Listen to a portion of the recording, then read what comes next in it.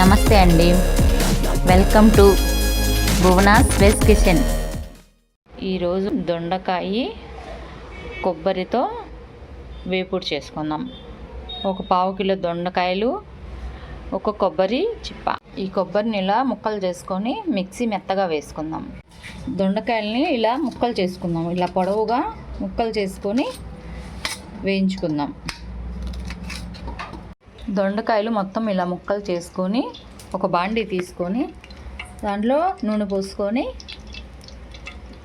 దొండకాయలన్నింటినీ వేయించుకుందాం. నూనె బాగా కాగిన తర్వాత దొండకాయలు వేయించాలి. ఇలాగా దొండకాయలు బాగా వేయించుకోవాలి.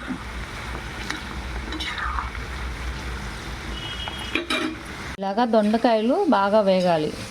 వేగిన తర్వాత స్టవ్ ఆపేసుకొని మనం దొండకాయలని వేరే గిన్నెలోకి తీసుకుందాం.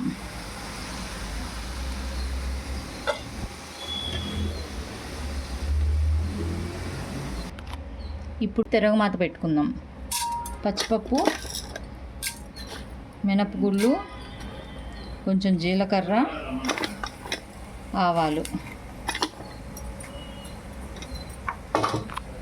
వేరుశనగ గుళ్ళు,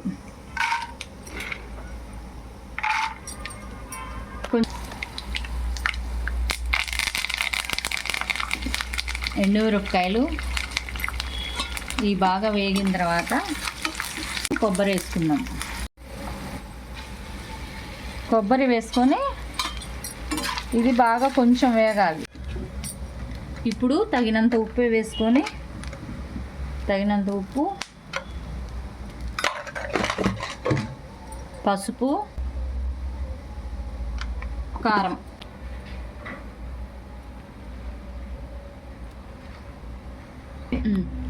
ధనియాలు, జీలకర్ర పొడి వేసుకొని బాగా కలుపుకోవాలి. ఇలాగా వేగిన తర్వాత ఇందాక వేయించిన దొండకాయ ముక్కలు వీటిలో వేసుకున్నాం. వేసుకొని బాగా కలుపుకోవాలి.